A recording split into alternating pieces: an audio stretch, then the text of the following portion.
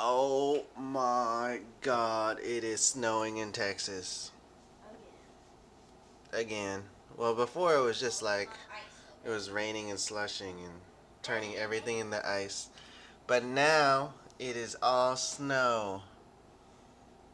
I don't see any ice, but it's probably hidden under that mischievous powdery white snow. And yet again, the trash is building up because no trucks have been able to get into this complex.